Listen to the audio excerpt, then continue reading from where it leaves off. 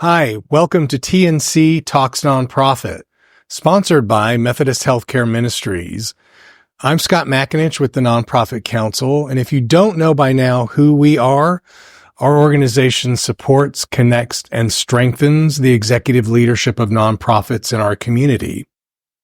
And this is Mercedes Alhaj. I'm the CEO of the Nonprofit Council, and Scott and I have been working together for 8 years now. 8 years last month. So, question. Yes. Why are we doing this? What's the history and premise of this podcast? Well, I think it started, first of all, our organization, the Nonprofit Council, we have about 250 members, mostly nonprofits. And so we just started thinking one day, nonprofit leaders, how do they get to this role? I mean, because we all have a story to tell. We all have a story to tell because most of us don't wake up or go through college and say, I want to work in the nonprofit sector. It's just not very common amongst all the different members that we've talked to over the years, the hundreds of nonprofit leaders that we know and we work with closely. There's usually, an interesting career path choices like what happened between us that we'll talk about later. Or, maybe a family or life event that happened that caused them to want to get into the sector or, some sort of big event. So we just want to uncover those stories because last year we did we were on somebody else's show as a Facebook Live. It was a long form interview. And it was 30 minutes. It was 30 and minutes. We were like freaking out. I know. Like we're never going to be able to fill this. I know. I was nervous about that. But once we got to start talking with Ernie Zuniga with Pickup Lines, we got to tell more of the story about our organization and the giving day that we run, the Big Give, and get to talk about the history. And even some of our history together. Sure. And the show kind of meandered and a lot of interesting things were uncovered. And I started following his show because of the stories that people tell of how they get into the positions they do. And so I think we want to know about the nonprofit sector specifically and how do people get in this line of work. Yeah.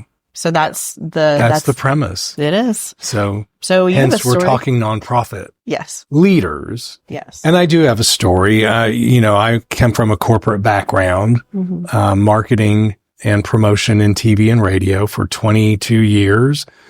And I fell into this position really by chance. My last job was at a TV station here, a cable news network, News 9 San Antonio, when it literally folded and they closed the doors.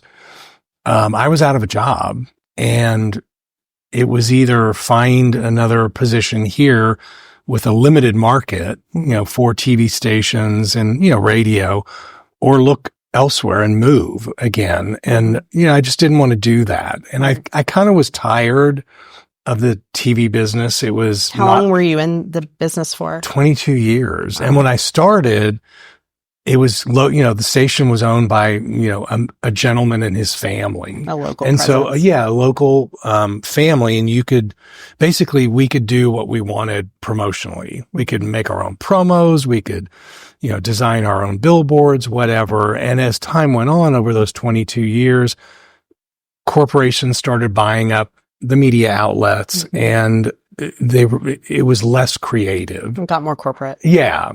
So my last job, I was, News 9 was the, sponsor of Big Brothers Big Sisters for like the 1 year of our 3-year existence.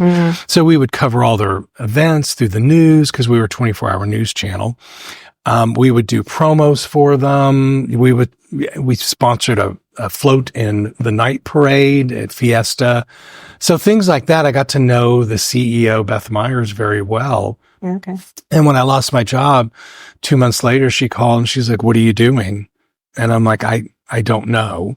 I don't know. I'm not working right now. And she's like, well, we've got this little organization called the San Antonio Nonprofit Council, and there's about 30 members, and we're thinking of either dissolving the 501c3 because we're just not getting enough membership. We are running the organizations and we're running our own organizations. It was a volunteer run. Yeah, it was volunteer run. So she said, would you take a 6-month contract, do an assessment and see if this is worthy of continuing and how, or do we just shutter it and close the doors? So 6 months later, I figured out that, there were some simple things they needed to do. Mm-hmm. And one of those was create value for their membership. Right. And so we started creating just a 5-year plan. And one of those was hiring me full time. Who came up with that plan? But, there was a limited budget. I mean, limited. So, I was fortunate that I could step back and take that pay cut. I saw the potential of this organization back then is being the CEOs and executive directors. And I'm like, you guys have a voice. You have a powerful voice if you just grew it. Right. And organized it, and you can affect change in a different way. So fast forward to now, and here we are, and you were my first hire 8 years ago, and that was a big leap for us. And then how we got together is a unique story in itself. That's my story. So passing it on. Thank you. Well, I have had an interesting career path myself. I went to school to be a teacher. So I have my degree in education, early childhood. I taught pre-K for five years in Austin. And then a family circumstance brought me to San Antonio in 2005. And at that point, I was like, I need to make some real money here. I can't be making $10 an hour as a preschool teacher, no benefits. I got in custody of my youngest brother. He was 15 at the time. I was 25. So I said, I need to have a job, a real job. So I'd always had an interest in investments. And so I self-studied to take the test to get my stockbroker's license, my Series 7. I knew I wanted to work at USAA. I did want to work in a big company with that support and good salary and benefits and all that. So that's why I set my mind to that. So I did that, and I worked at USAA for a little over 5 years in wealth management and trust services. Wow. I learned a lot about, investments, and that was part of my goal too. Personally, I wanted to learn about investments because my parents didn't teach us those skills. So I thought, well, if I had a job in the sector, I can learn how to invest money for myself. So that was part of the reason. I really enjoyed wealth management and doing investments. It was stressful though. It was interesting. I was there during the '08 crash. That was interesting. But then after I got married, I had my oldest daughter, and I had to make a decision about working in corporate America, no flexibility. Every minute's documented, and, parts of that are nice and parts of it are not.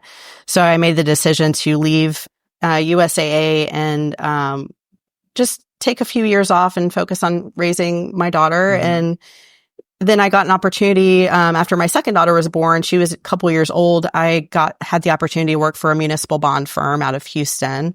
And I'd kind of been keeping up with investments, and I still always do. And I worked there for some time, but same as you, after being in wealth management space for about a decade or so, I just was ready for a change.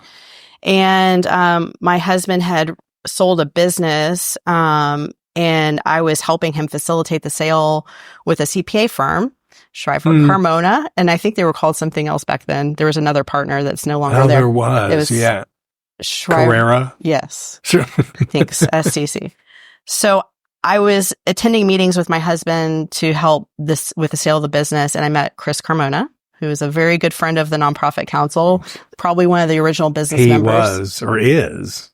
And I just talking to Chris, and I said, I'm just ready for a change. We were getting to know each other. He was just starting to focus his business, his CPA firms, one arm of their business to focus on nonprofits. And so he was just sort of getting his feet wet with the nonprofit sector and knew some people. And I said, I've always been curious about the nonprofit sector. We started talking about that kind of randomly. And he said, well, I think you should meet Scott McAninch with the Nonprofit Council. I was like, okay. So he invited me to a mixer. I remember that. The Ruth Chris or something. It was Ruth Chris. And it was nice, and I got to talk to some people. But then I think you invited me to go to the Big Give training camp, or maybe he brought it up. I don't remember exactly how. I know it was at the foundation. Yes. Correct? No, it's the one at the Santikos Theater. The really that's big. Right. That was the big kickoff. The Big Give kickoff. At the Palladium. Yes. So I attended that, and that What's interesting, he come to this, and I had zero chance to even talk to you. I don't think I did talk to you. I know. It was probably not. You were running around. There was probably 600 people there, maybe? More than that. We had 3 theaters. So it was for the nonprofits. Kickoff. Okay. Yeah, a kickoff for them. So I attended that. I came. I didn't know anything about the nonprofit sector. I really was very green. I was really naive to know, I didn't know that nonprofits, maintain our parks. I didn't know nonprofits run arts organizations. I mean, when you think of nonprofit, you think of, your typical health and human service, agency that may deal with homelessness or something like that. But, you don't think about, I think the average person doesn't really understand all the different sectors that nonprofits actually touch. And so that's when I went to the Big Give training camp, kickoff. I was blown away. And I was just talking to all these people, and they had such passion about what they did, whatever it was. Yeah. And so I walked away from that thinking, I've got to get involved in this somehow. This is refreshing. I mean, God bless corporate America, but it can be very stale and sterile, and you're kind of doing your marching orders. But it was just a totally different. It was a fun event too. It was a fun event. Yes. There were some hiccups, but it was fun. I don't remember the hiccups. Okay. But that's when I talked to Chris after that and said, I really think that this is where I need to be or want to be. So he said, well, I'll arrange a meeting with Scott. I mean, I think he's looking to hire somebody, and maybe it'll work out. And so then we went to breakfast, and that was it. We got along. You were well, and you also, I was looking at part-time. Yes. I needed part-time. Again, it was a first hire beyond me, and you were looking for part-time, and it and the flexibility. Yes. That you're very flexible with me. Thank you.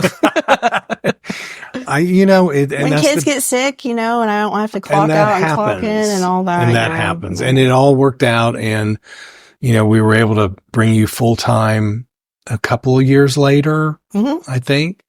And you've been flexible with my schedule. Even sometimes I'm full time, sometimes I'm full time now. Yeah, that's right. I've appreciated. Yeah, summer you would go down, downtime when the kids were off. But, right. Yeah, no, it worked for you, and it certainly worked for me. And here we are. So, again, it's stories that most people don't know unless they know us personally. Right. And I still I ran into someone at an event over the weekend, and I was with old colleagues from USA, and he was like, what are you doing here? I was like, well, I used to work there a long time ago. He had no idea that my background. So yeah, I think this is fun to hear how people get into the sector, because it is, and we're probably going to hear the gamut of stories. We're going to hear some really hard personal stories of how people, needed services, or a family member needed a service. And maybe the same thing, they didn't know the nonprofit sector worked the way that it does. Right. I think we're going to unfold a lot of different ways that people came here by timing, by happenstance.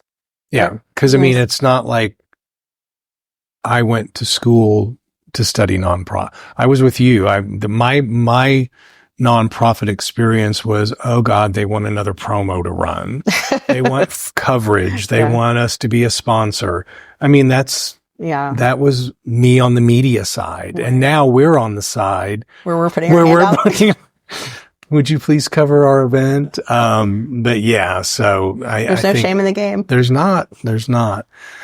So that's the premise of this podcast. It's to tell the story behind the people that are running these organizations.